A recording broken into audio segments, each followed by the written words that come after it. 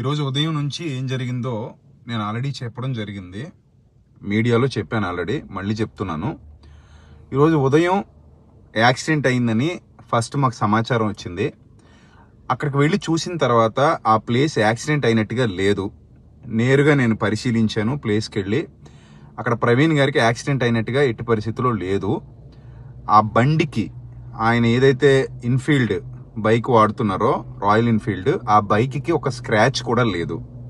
రెండోది వెనక నుంచి ఢీ కొట్టినట్టుగా చిన్న ఉంది.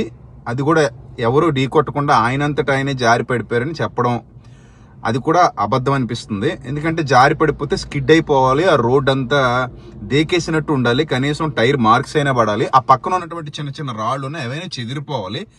ఏమీ జరగలేదు. బండి నేరుగా గోతులో పడి ఉంది. బండి ఆయన మీద ఉందని చెప్పారు. అయితే ట్యాంక్ నిండా బ్లడ్ ఉంది, గాడ్ నిండా బ్లడ్ ఉంది, బ్యాక్ టైర్ నిండా బ్లడ్ ఉంది, హెల్మెట్ ఏమో ఆయన తలకే ఉంది, ఊడి పడిపోలేదు.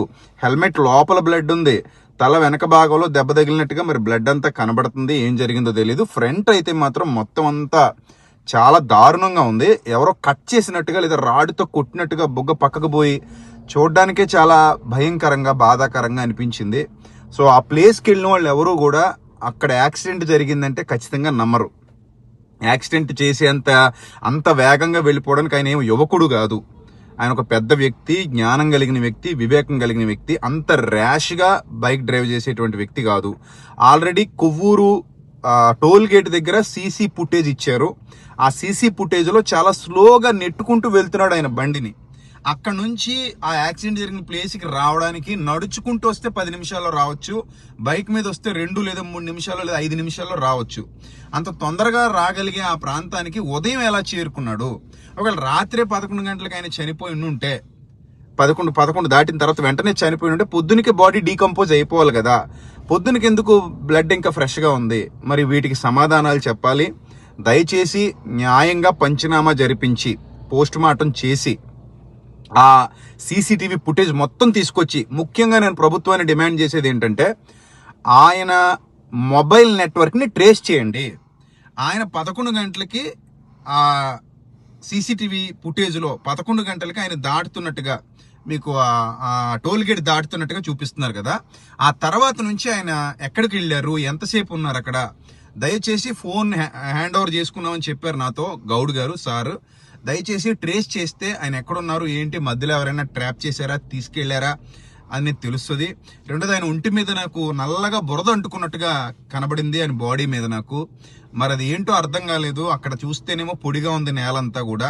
ఆ బ్లాక్ కలర్ బాడీకి ఎక్కడి నుంచి వచ్చింది? ఇంక ఒంటి మీద ఎక్కడ గాయాలు అయితే లేవు, ఓన్లీ హెడ్ మాత్రమే, ఆ ఫేస్ భాగం మాత్రమే అంత అలా చితికిపోవడానికి గల కారణం ఏంటనేది మాకు అర్థం కాలేదు. సో దయచేసి దీని మీద సమగ్ర విచారణ జరపాలని నేను మనస్ఫూర్తిగా కోరుకుంటున్నాను. ఈ వీడియో అలాగే ఈ సమాచారం ముఖ్యంగా ప్రభుత్వం దృష్టికి తీసుకెళ్ళాలి.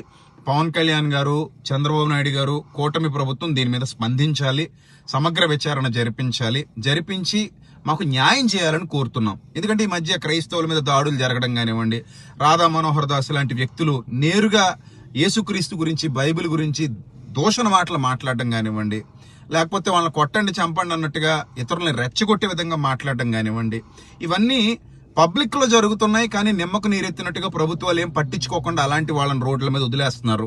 కంప్లైంట్ చేసినా కూడా కొంతమంది ముందుకు రావట్లేదు. మరి పరిస్థితి ఏంటనేది మాకు అర్థం కావట్లేదు.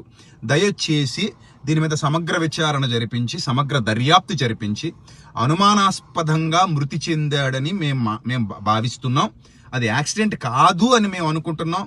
ఒకవేళ అది ఏంటి, యాక్సిడెంటా కాదా లేదా మర్డరా అనేది మీరు ఇన్వెస్టిగేషన్ చేసి, అలాగే క్లూస్ టీమ్ను, ఫోరెన్సిక్ వాళ్ళు దయచేసి వాళ్ళందరినీ తీసుకొచ్చి చక్కగా ఇన్వెస్టిగేషన్ చేసి, ఆయన నెట్వర్క్ ముఖ్యంగా ట్రేస్ చేసి మాకు సమగ్ర దర్యాప్తు చేసి నివేదిక అప్పగించాలని మేము పోలీసు వారిని, ప్రభుత్వాన్ని, మీడియా ద్వారా వేడుకుంటున్నాం.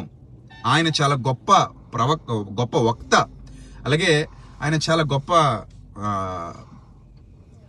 డిబేట్ చేయగలిగే సామర్థ్యం కలిగినటువంటి వ్యక్తి, చాలా జ్ఞానం కలిగినటువంటి వ్యక్తి. అలాంటి వ్యక్తి ఎవరితోనూ విభేదాలు లేకుండా, ఒకవేళ ఆయన వల్ల ఎవరైనా గాయపడితే వారికి క్షమాపణ కూడా చెప్పే విధంగా ఉండేటువంటి వ్యక్తిని ఇంత కిరాతకంగా ఎవరైనా చంపారా అనేది కూడా మాకు డౌట్ ఉంది. ఎందుకంటే ఆయన నాకు థ్రెట్ ఉంది అని సొంతంగా ఫేస్బుక్లో ఆయనే పెట్టారు. సో అది కూడా పరిగణనలోకి తీసుకోవాలని, అన్ని విధాల అన్ని కోణాల్లో పరిశీలించి మాకు న్యాయం చేయాలని క్రైస్తవ సమాజం పక్షంగా నేను వేడుకుంటున్నాను, కోరుకుంటున్నాను. Thank you.